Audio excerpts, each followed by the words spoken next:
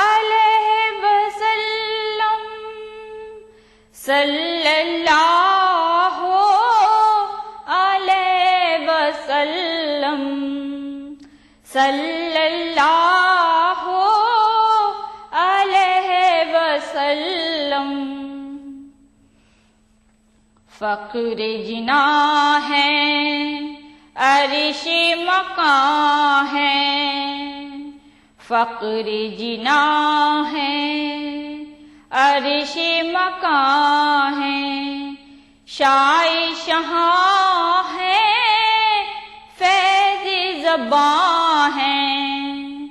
شاہ شہاں ہے فیض زباں ہے سب پہ آیا ہے آپ کی جوہر سب پہ آیا ہے آپ کی جوہر صلی اللہ علیہ وسلم صلی اللہ علیہ وسلم صلی اللہ علیہ وسلم صلی اللہ علیہ وسلم صلی اللہ علیہ وسلم خلق کے سرور شافی محشر خلق کے سرور شافی محشر صلی اللہ علیہ وسلم صلی اللہ علیہ وسلم صلی اللہ علیہ وسلم صلی اللہ علیہ وسلم صلی اللہ علیہ وسلم صلی اللہ علیہ وسلم دیکھیے ای ٹی وی اردو سبھی ڈی ٹی ایچ پلیٹ فارم پر ڈش ٹی وی پر چینل نمبر 787 ایئرٹیل پر چینل نمبر 610 ٹاٹا اسکائی پر channel number 176 big T V پر چینل نمبر 972 ویڈیو کان پر چینل نمبر 750 دیکھیے آپ کا اپنا چینل اور بھی بہتر کوالٹی میں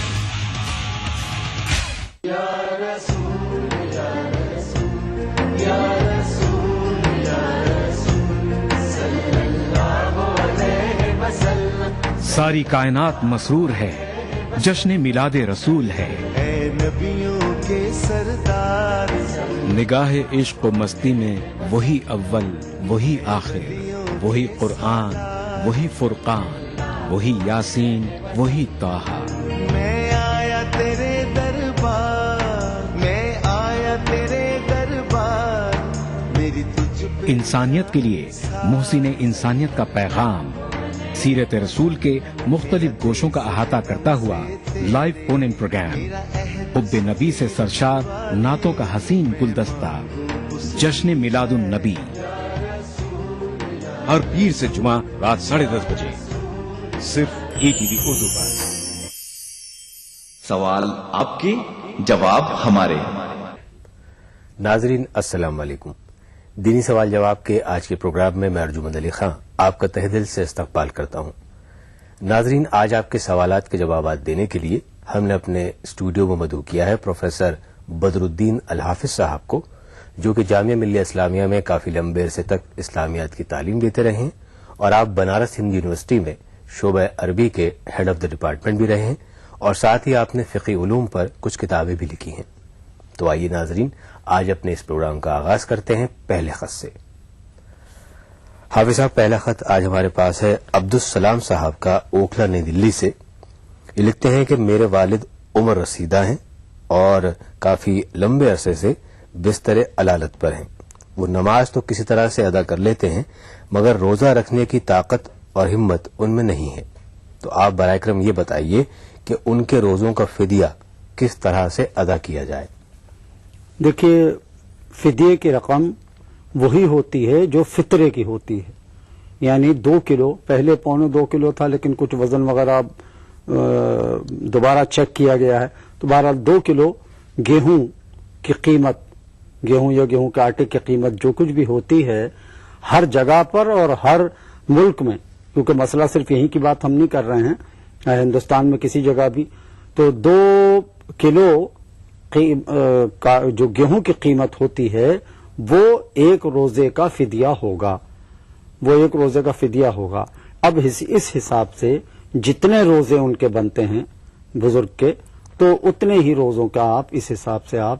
فدیہ دے دیجئے. کسی ایک آدمی کو تو نہ دیجئے اتنا، تھوڑا تھوڑا کر کے مختلف فقیروں کو ادا کر دیجئے 2 کلو گیہوں کی قیمت. اچھا حافظ صاحب، یہ بات تو رہی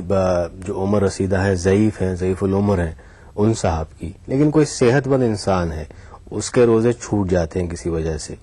اور اگلے رمضان تک اسے یہ یاد نہیں رہتا کہ کتنے روزے میرے چھوٹ گئے تھے، حالانکہ قضا وہ رکھنا چاہتا ہے لیکن تعداد اس کو یاد نہیں رہ پاتی، تو اس صورت میں وہ کیا کرے؟ نہیں، صحت مند آدمی کے لیے تو فدیہ نہیں دے گا، فدیہ تو قضا میں فدیہ نہیں دیا جا سکتا، قضا میں تو روزہ ہی رکھنا ہے. اب سوال یہ ہے کہ وہ کتنے روزے رکھے، تو بھئی اپنے ذہن پر زور ڈالے. اور ان مسائل میں ہمارے ہاں تحری کا لفظ ایک آتا ہے کہ غور کر کے سوچے کہ بھئی 4 چھوٹے ہیں، 6 چھوٹے ہیں، 8 چھوٹے ہیں، 10 چھوٹے ہیں، کتنے ہیں، تو غالب گمان جس طرف ہو، 10 کی طرف ہے، 11 کی طرف ہے، غالب گمان جس طرف ہے اتنے رکھ لے، بات ختم. اور اس میں کسی سے تحقیق تو کر نہیں سکتا، کس سے پوچھے گا جا کر، یہ تو اپنا مسئلہ ہے، میں نے چھوڑے ہیں تو میں نے کتنے چھوڑے ہیں مجھے یاد نہیں رہے، تو غور کرے اس پر، تحری اسی کو کہتے ہیں. ذرا غور و فکر کرے اور غالب گمان جس طرف ہو کہ بھئی 10 ہیں یا 20 ہیں یا 5 ہیں، جس طرف بھی غالب گمان ہو اتنے روزے رکھ لے. اور بہتر یہ ہے کہ اگلے رمضان سے پہلے رکھ لے. ہاں، بہتر یہ ہے کہ اگلے رمضان سے پہلے رکھ لے، ورنہ اس کے اوپر قضا تو وہ رہیں گے، گویا کہ ایک قرض تو رہے گا ہی، اور جب بھی رکھے گا جب بھی پورا ہوگا. ہاں، اگر اس درمیان اس کا انتقال ہو جاتا ہے اور وہ روزے اس نے نہیں رکھے تب پھر فدیہ دیا جائے گا. یعنی اس کے وارثین یہ چاہیں کہ ہمیں اپنے باپ کی طرف سے یا اپنے عزیز کی طرف سے اس کے روزوں کا فدیہ دینا ہے تو نماز کا بھی اور روزے کا بھی، فی نماز بھی 2 کلو گیہوں دینا پڑے گا اور فی روزہ بھی 2 کلو گیہوں کی قیمت یا وہ گیہوں دینا پڑے گا، وہ اس کا فدیہ ہے. لیکن قضا آپ یہ چاہیں کہ اگر پچھلے رمضان چھوٹ گیا تھا اور درمیان میں ہم فدیہ دے کر چھٹی پا لیں، ایسا نہیں ہے، صحت مند آدمی کے لیے نہیں ہے یہ، وہ تو اس کو تو قضا رکھنی ہی پڑے گی. موسم کا خیال آدمی رکھ سکتا ہے، جیسے مثال کے طور پہ رمضان پڑے سردی میں اور اگلا رمضان ظاہر ہے کہ پھر اگلی سردی میں ہی آئے گا، 10-1 دن کا اس میں فرق ہوگا، تو سردی کے بعد گرمی آئے گی تو وہ گرمی میں سوچے گا کہ بھئی گرمی زیادہ ہے، روزہ لمبا ہوگا، تو اگلے رمضان سے کچھ دن پہلے میں روزہ رکھ لوں. وہ اس کے اختیار میں ہے، وہ اس کے اختیار میں ہے. جب سردی کا موسم ہو، جب بھی ہو، وہ اپنے اختیار کے حساب سے جب بھی چاہے رکھ لے، اس میں کوئی دیکھیے رمضان میں تو آپ اپنی مرضی سے کچھ نہیں کر سکتے. رمضان کو تو جس موسم میں آنا ہے وہ آئے گا، وہ کبھی برسات میں بھی آتا ہے، کبھی سردی میں بھی آتا ہے، کبھی گرمی بھی آتا ہے. لیکن قضا رکھنے کا آپ کو اختیار ہے، آپ چاہے جس موسم میں رکھیے، وہ آپ کو اختیار ہے. بہت بہت شکریہ حافظ صاحب. اگلا خط ہمارے پاس ہے کامران احمد صاحب کا حیدرآباد سے. یہ لکھتے ہیں کہ میں ہر سال رمضان کے مہینے میں زکوٰۃ نکالتا ہوں، مگر اس سال پہلے سے حج کے لیے جانے کا مقصد میرا ہے اور ڈرافٹ کی رقم بھی میں بھیج چکا ہوں، اور جو باقی رقم میرے پاس رکھی ہے وہ آمد و رفت کا جو خرچ ہے وہ ہے، تو کیا اس رقم پر میں زکوٰۃ دوں؟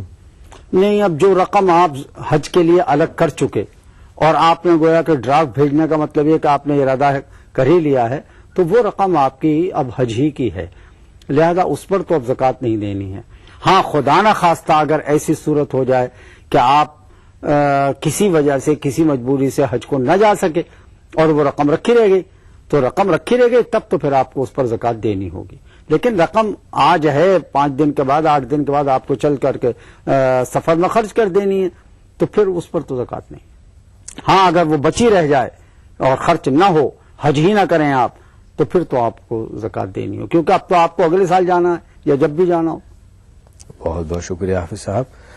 اگلا خط ہمارے پاس ہے عرفان حسن صاحب کا, حیدرآباد سے. انہوں نے لکھا ہے ہمیں, یہ پوچھتے ہیں کہ کیا غریب والدین کی لڑکیوں کے جہیز کے لیے زکوٰۃ دینا جائز ہے؟ دیکھیے اس کا بنیادی مسئلہ جو ہے وہ یہ ہے کہ جس کو آپ دے رہے ہیں وہ مستحق ہے, یعنی غریب اور مسکین میں اس کا شمار ہے, یا وہ خود صاحب نصاب نہیں ہے, اس پر زکوٰۃ فرض نہیں ہے. لڑکیوں کے والد جو ہیں, والدین ہیں, ان پر زکوٰۃ فرض نہیں ہے, آپ ان کو دے رہے ہیں تو ٹھیک ہے, آپ ان کو دے سکتے ہیں. اب وہ چاہے لڑکیوں کے جہیز پہ خرچ کریں یا جس چیز پر خرچ کریں, ان کو اختیار ہے. لیکن آپ اس نیت سے دے رہے ہیں کہ صاحب جہیز میں لگا دیجئے, تو جہیز میں تو آج کل کم بھی رقم خرچ کی جا سکتی ہے اور زیادہ بھی کی جا سکتی ہے. بہرحال اس کا کوئی لمٹ تو ہے نہیں, لوگ بہت ٹھاٹ کے ساتھ بھی جہیز دیتے ہیں اور مختصر بھی دیتے ہیں. تو آپ تو لڑکیوں کے والدین کو دے دیجئے اگر والدین ہیں, یا وہ سرپرست جو لڑکیوں کی شادی کرنا چاہتے ہیں, اور ظاہر ہے کہ لڑکیاں جو ہیں وہ غریب ہیں اور ان کے پاس خود تو اپنا اتنا ہے نہیں, تو ٹھیک ہے وہ ان کی شادی پہ خرچ کر سکتے ہیں, دے سکتے ہیں, کوئی حرج نہیں. لیکن حافظ صاحب بنیادی بات یہ ہے کہ جہیز جو ہے وہ کوئی شرن تو ضروری ہے نہیں, تو خاص طور سے بالکل جہیز کے لیے کوئی رقم دی جائے کہ بس ٹھیک ہے یہ رقم جو ہے تمہاری بچیوں کی شادی ہو رہی وہ تم جہیز پہ خرچ کر لینا, تو یہ چیز تو میرے خیال سے جائز نہیں ہے. دیکھیے جہیز کو آپ ناجائز تو نہیں کہہ سکتے, میری عرض سن لیجئے, کیونکہ ہمارے سامنے مثال خود رسول اکرم صلی اللہ علیہ وسلم کی ہے. آپ نے حضرت بی بی فاطمہ کے جہیز میں کچھ چیزیں تو دی ہیں, ایسا تو نہیں کہ آپ نے بالکل ہی ویسے ہی بچی کو اپنے رخصت کر دیا ہو. مثلا یہ کہ اس میں پانی کا گھڑا بھی تھا, مشکیزہ تھا, ایک گدا تھا چمڑے کا جس میں کھجور کی چھال بھری ہوئی تھی, کنگھا تھا, تو اس طرح کی چیزیں آپ نے اپنی بچی کو دی ہیں. اور ان کی تو جہیز کا ہم انکار تو نہیں کر سکتے کہ جہیز دینا ہی نہیں چاہیے. اب رہا یہ کہ لوگ اتنا کر و فر کر دیتے ہیں کہ وہ لاکھوں میں پہنچ جاتا ہے, وہ غلط ہے, وہ آپ صحیح کہہ رہے ہیں. وہی اگر چند برتن دیے جائیں, ضرورت کی چیزیں دے دی جائیں, تو وہ 4,000 5,000 میں بھی ہو سکتی ہیں. لیکن آپ ٹی وی ہی اس کو دے رہے ہیں, اور ٹی وی بھی 25,000 کا آ رہا ہے, فریج دے رہے ہیں, فریج بہت بڑھیا والا دے رہے ہیں, تو اس کا تو مذہب میں کوئی حکم نہیں ہے کہ آپ اس کر و فر کا انتظام کیجیے. آپ معمولی جہیز دینے میں کوئی حرج بھی نہیں, وہ تو تھوڑے سے پیسوں میں بھی انتظام اس کا ہو سکتا ہے. تو جہیز دینے میں کوئی حرج نہیں ہے, سنت ہے, اگر سنت کی نیت سے آپ دے رہے ہیں. لیکن سنت کی نیت سے نہیں, آپ تو صاحب دنیا کو دکھانے کے لیے کر رہے ہیں, اس کی تو کوئی لمٹ نہیں اور نہ وہ کوئی ثواب ہے. لیکن آج کل تو اس چیز کا رواج زیادہ ہے. اس رواج کا اسلام پابند نہیں ہے, رواج کا, آپ کے رواج کا اسلام پابند نہیں ہے. اسلام نے جو اپنے اصول مقرر کیے ہیں وہاں تو وہی ہے. یعنی ضرورت کی چیزیں صرف دینی چاہیے, ضرورت کی چیزیں دینی چاہیے, اور اپنی حیثیت کے مطابق دینی چاہیے. محلے کے بڑے لوگوں کی حیثیت کو سامنے نہیں رکھنا چاہیے کہ فلاں کے شادی میں یہ گیا تھا لہذا میرے یہاں سے بھی جائے گا, میں کیا اس سے کم تر ہوں. لوگ یہ سوچتے ہیں نا کہ میرے رشتہ دار نے فلاں نے یہ بیڈ دیا تھا تو اس نے بیڈ 50,000 روپے کا دیا تھا, تو کہ میں اس سے بھی گیا گزرا ہوں, میں اتنا تو کروں چاہے اس کو قرض ہی لینا پڑے. یہ مقابلے بازی ہے, یہ شریعت میں اس کا کوئی حکم بھی نہیں ہے اور کوئی وزن ہی نہیں ہے اس کا. ضرورت کے مطابق دیجیے, آپ کو حرج نہیں. بہت بہت شکریہ حافظ صاحب آپ کا. ناظرین اس کے ساتھ ہی ہمارے آج کے پروگرام کا وقت اب ختم ہوتا ہے. آپ اگر ہمارے پروگرام میں شامل ہونا چاہتے ہیں تو ہمیں خط لکھیے یا ای میل کیجیے. لیکن چاہے خط لکھیے چاہے ای میل کیجیے, جہاں سے آپ لکھ رہے ہیں یا ہمیں ای میل کر رہے ہیں اس جگہ کا نام آپ ہمیں ضرور لکھ کر بھیجیے, کیونکہ کچھ سوال ایسے ہوتے ہیں جن کا فوری طور پر جواب دینا بہت ضروری ہوتا ہے. تو ہمارا پتہ نوٹ فرما لیجیے. دینی سوال جواب E T V Urdu, Ramoji film city, Hyderabad 501-512. E mail سوال جواب 123@yahoo.com. اس کے ساتھ ہی ہمیں اجازت دیجیے, کل آپ سے پھر ملاقات ہوگی. تب تک کے لیے خدا حافظ.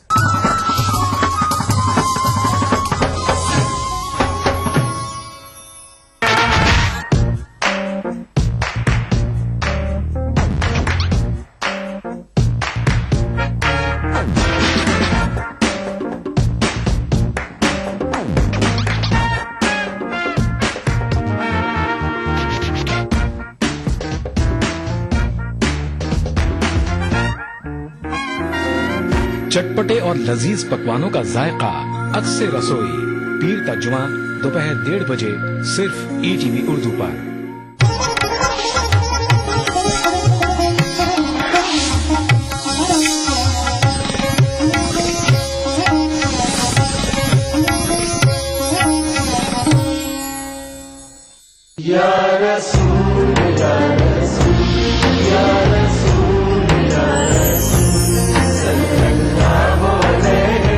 शुरू करता हूँ अल्लाह के नाम से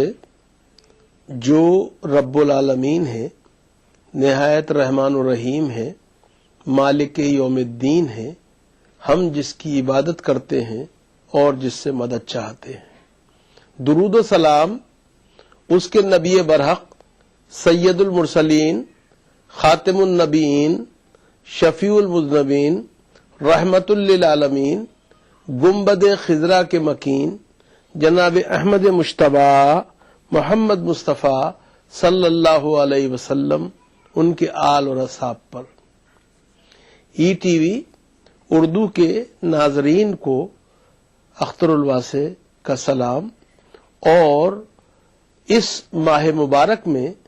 जिसमें के हादिये बरहक मोहसिन इंसानियत जनाब मोहम्मद रसूलुल्लाह सल्लल्लाहु अलैहि वसल्लम दुनिया में तशरीफ लाए, उस मुबारक माह को पाने और उसमें जनाब रिसालत मआब सल्लल्लाहु अलैहि वसल्लम के फयूज़ व बरक़ात से मुस्तफ़ीज़ होने के लिए हदिया तबरीक पेश करता हूं। साहिबो, इंसानी तारीख में बहुत से खिताबात की गूंज सुनाई देती है। तारीख आलम के औराक का मुताला कीजिए तो आपको एक से एक बुलंद पाया मुकर्रिर की बुलंद आहंग खिताबत के नमूने मिल जाएंगे। लेकिन आज हम जिस खुतबे की बात कर रहे हैं वो इंसानी तारीख में इंसानी हुकूक का वो पहला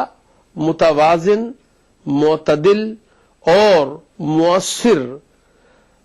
मंशूर है, जिसने के इंसान को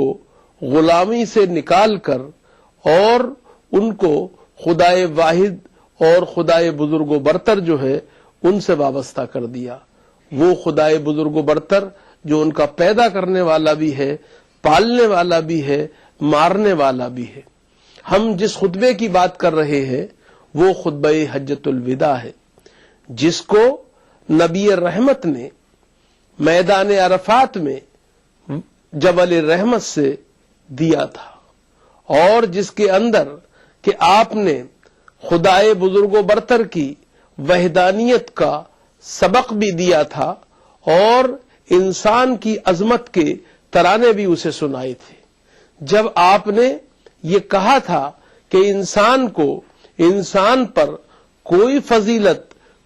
बरतरी हासिल नहीं है, रंग की बुनियाद पर, नस्ल की बुनियाद पर, इलाके की बुनियाद पर, बल्कि अगर कोई बरतरी है, कोई अजमत है, कोई फौकियत है तो वो सिर्फ और सिर्फ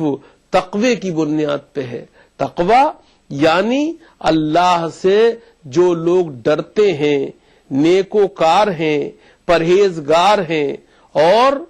उनकी तारीफ भी अल्लाह ने कुरान करीम की सूरह बकरा की इब्तदाई आयात में इस तरह कर दी हैं कि वो ईमान लाते हैं, नमाज कायम करते हैं और जो कुछ उन्हें दिया गया है वो खर्च करते हैं अल्लाह की राह में।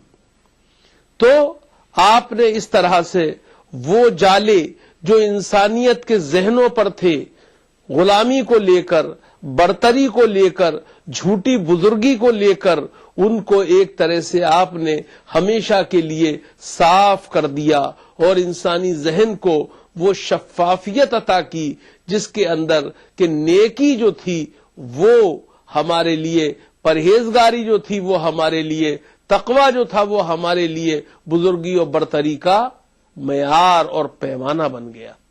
नबी करीम अलैहिस्सलातु वस्सलाम का ये भी कारनामा है कि आपने इस खुतबे के अंदर लोगों को बताया कि इंसान जो है वो सब के सब एक अल्लाह के बंदे اور اس کی مخلوق ہیں، اور ساتھ ہی آپ نے یہ بھی بتایا کہ ایک آدم اور ایک حوا کی اولاد ہے، اور آدم چونکہ مٹی سے بنے تھے اس لیے بھی وہ سب برابر ہیں۔ اس طرح سے ایک خدا کی بندگی اور ایک خدا کے سائے عاطفت میں دے کر ساری انسانیت کو آپ نے وہ کمال کر دکھایا کہ انسان کو نہ جانے کتنی غلامیوں سے ہمیشہ ہمیشہ کے لیے آزادی دلا دی، اور ایک خدا کے آگے سجدہ ریز ہو کر بقول اقبال وہ کمال کر دکھایا کہ جس کو انہوں نے اس طرح بیان کیا ہے، یہ ایک سجدہ جسے تو گراں سمجھتا ہے، ہزار سجدوں سے دیتا ہے آدمی کو نجات۔ اور اگر آپ دیکھیں تو صرف یہی نہیں ہوا بلکہ حریت کا، مساوات کا اور اخوت کا ایک نیا منشور سامنے آیا۔ خدا کی بندگی میں جانے کے بعد انسان آزاد ہو گیا دنیا کی تمام غلامیوں سے۔ انتہا یہ کہ نفس کی غلامی جو تھی اور خواہشات کی غلامی جو تھی اس سے بھی انسان کو آزادی مل گئی، اور ساتھ ہی ساتھ مساوات، ایک انسانی مساوات، نسلی مساوات سب کی کو مل گئی۔ اس طرح سے کہہ دیا گیا کہ سب ایک آدم کی اولاد ہے، اور آدم مٹی سے بنے تھے، اس لیے سب یکساں ہیں، سب برابر ہیں، سب ایک جیسے ہیں۔ پھر ایک رشتہ اخوت میں پرو دیا گیا، کیوں کہ جب ہم ایک ہی ماں اور ایک ہی باپ کی اولاد ہیں تو ظاہری بات ہے کہ ہم سب ایک دوسرے سے ایک رشتہ اخوت جو ہے اس کے ذریعے ایک رشتہ مودت میں، ایک رشتہ محبت میں جڑ جاتے ہیں۔ یا رسول یا رسول یا رسول یا رسول صلی اللہ علیہ وسلم یا رسول یا رسول یا رسول یا رسول صلی اللہ علیہ وسلم۔ ساری کائنات مسرور ہے، جشن میلاد رسول ہے، اے نبیوں کے سردار، نگاہ عشق و مستی میں وہی اول وہی آخر، وہی قرآن وہی فرقان، وہی یاسین وہی طٰہٰ۔ میں آیا تیرے دربار، میں آیا تیرے دربار، میری تجھ پہ انسانیت کے لیے محسن انسانیت کا پیغام، سیرت رسول کے مختلف گوشوں کا احاطہ کرتا ہوا لائیو فون ان پروگرام، حب نبی سے سرشار نعتوں کا حسین گلدستہ،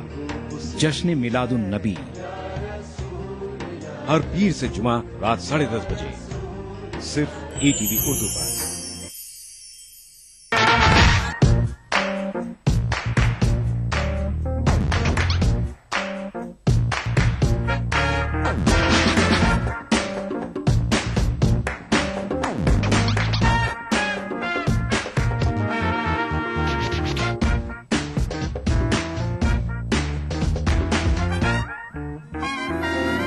چٹپٹے اور لذیذ پکوانوں کا ذائقہ، عکس رسوئی، پیر کا جمعہ دوپہر 1:30 بجے صرف ETV اردو پر۔ ایج کے اکارڈنگ ویٹ ہے وہ صحیح ہے۔ ہائٹ اور ویٹ کے حساب سے ہم لوگ باڈی ماس انڈیکس کیلکولیٹ کرتے ہیں۔ اس جمعرات آداب ڈاکٹر میں ہم بات کریں گے اوبیسٹی یعنی موٹاپے کی، یہ کیوں ہوتا ہے اور کیا ہے اس کا حل۔ کیجیے 040-233-13820 اور 233-13380۔ آداب ڈاکٹر اس جمعرات شام 5 بجے صرف ETV اردو پر۔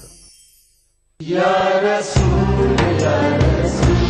یا رسول یا رسول صلی اللہ علیہ وسلم۔ نبی کریم علیہ الصلوۃ والسلام کا ایک بڑا احسان یہ بھی ہے کہ آپ نے عورتوں کو جو صدہا سالوں سے ایک طرح سے تحقیر کا شکار تھیں، جن کے ساتھ اچھا سلوک نہیں ہو رہا تھا، جن کے لیے کہا جا رہا تھا کہ یہ آدم کو بہکانے والی ہیں اور ان کے بہکانے کی وجہ سے آدم کو جنت سے نکلنا پڑا تھا،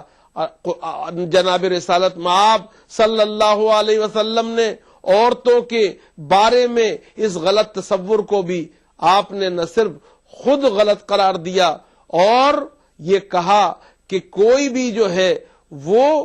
اپنے عمل کے لیے ذمہ دار ہوتا ہے، دوسرے کے لیے نہیں، اور اس کے اندر عورتوں کے بارے میں جو تصور پایا جاتا ہے اس کو آپ نے غلط ثابت کیا، اور بلکہ آپ نے وہ شریعت دی جس کے اندر کے عورتوں کو پہلی دفعہ وہ تمام انسانی حقوق عطا کیے گئے جو کہ مردوں کو ملے تھے۔ آپ نے اس خطبے کے اندر بھی مردوں کو ایک بات کے لیے گواہ بنایا، اور امت کے وہ تمام لوگ جو کہ اس موقع پر موجود تھے، جناب رسالت مآب صلی اللہ علیہ وسلم نے ان سے فرمایا، اے لوگو، عورتیں تمہارے پاس خدا کی امانت ہے، تم ان کے ساتھ بھلائی کا اور خیر کا سلوک کرو۔ اور آپ جانتے ہیں انسانی امانت میں خیانت جو ہے وہ اللہ کے یہاں کتنی مکروہ چیز ہے، کتنا بڑا گناہ ہے جس کی کا ہم آپ تصور نہیں کر سکتے۔ تو جب انسانی امانت میں خیانت اتنا بڑا جرم ہے، اتنا بڑا گناہ ہے، اتنی بڑی معصیت ہے، تو خدا کی امانت میں خیانت جو ہے اس کا تصور بھی نہیں کیا جا سکتا ہے۔ عورتوں کو اللہ کے آخری رسول نے اللہ کی امانت قرار دے کر مردوں کے پاس ان کے لیے جو تحفظ کا ایک حصار پیدا کر دیا، اور ان کے لیے جو ایک طرح سے ایک ذہن سازی کر دی، یہ غیر معمولی چیز ہے جس کو کہ فراموش نہیں کیا جا سکتا ہے، جس کو بھلایا نہیں جا سکتا ہے۔ ہمیں یہ نہیں بھولنا چاہیے۔ یہ عورتیں تھیں جن کو کہ اللہ کے رسول صلی اللہ علیہ وسلم نے اپنی حیات طیبہ کے اندر جتنے بھی خود اختیارات ہو سکتے ہیں، ایمپاورمنٹ کے نمونے ہو سکتے ہیں، ان کا حامل بنا دیا تھا۔ ام المومنین سیدہ خدیجہ رضی اللہ تعالی عنہا ہمارے یہاں ایمپاورمنٹ کا، اکنامک ایمپاورمنٹ کا سب سے بڑا سمبل ہے، سب سے بڑی علامت ہے۔ وہ مکے کے اندر تجارت کرتی تھیں، اور تجارت بھی معمولی نہیں کرتی تھیں۔ یمن سے لے کر شام تک ان کے تجارتی قافلے جو تھے وہ جایا کرتے تھے، مال لے کر اور لایا کرتے تھے ان دونوں علاقوں سے وہاں کا مال، اور یہاں پر اس کو بیچا کرتے تھے۔ آپ کے پاس تجارتی نمائندے تھے جنہیں آج کی زبان میں ٹریڈ ریپریزنٹیٹو کہا جاتا ہے یا بزنس ایگزیکٹو کہا جاتا ہے۔ تو سیدہ خدیجہ رضی اللہ تعالی عنہ اپنے زمانے کی مکے کی بڑی ایکسپورٹر اور امپورٹر تھیں، اور ہم سب جانتے ہیں کہ اللہ کے رسول صلی اللہ علیہ وسلم نے اور خود اللہ جل شانہ نے بعثت نبوی کے بعد بھی حضرت خدیجہ سے یہ نہیں کہا کہ تم اب تک سب ٹھیک تھا لیکن اب اپنے گھر کی چہار دیواری میں قید ہو جاؤ، اور اس طرح سے حضرت خدیجہ کے ذریعے ایک معیار، ایک مثال، ایک نمونہ دنیا کو عورتوں کے اکنامک ایمپاورمنٹ کا عطا کیا، جس کی تکذیب نہیں کی جا سکتی، جس کو جھٹلایا نہیں جا سکتا ہے۔ اور اسلام کا یہ احسان عورت ذات کے لیے جو تھا فراموش نہیں کیا جا سکتا ہے۔ آج دنیا کے سامنے اسلام کی یہ تصویر لانی چاہیے جناب رسالت مآب صلی اللہ علیہ وسلم کے حوالے سے۔ آپ یہ مت بھولیے کہ ایجوکیشنل ایمپاورمنٹ جو ہے، تعلیم جو ہے، اس کے لیے بھی عورتوں کے لیے جناب رسالت مآب صلی اللہ علیہ وسلم نے خاص حکم دیا تھا۔ یہ آپ کا ہی کارنامہ تھا کہ اس زمانے میں جب نہ یونیسکو تھی، جب نہ سرو شکشا ابھیان تھے، جب نہ یونیورسلائزیشن آف ایجوکیشن کے نعرے تھے، اس وقت آپ نے کہا علم حاصل کرنا فرض ہے ہر مسلمان مرد پر اور ہر مسلمان عورت پر۔ آپ نے کہا علم حاصل کرو ماں کی گود سے لے کر اور قبر تک۔ آپ نے کہا علم حاصل کرنا جو ہے وہ فرض ہے، اور اس فرضیت کے اندر جو بات آپ خاص محسوس کریں گے وہ یہ کہ آپ نے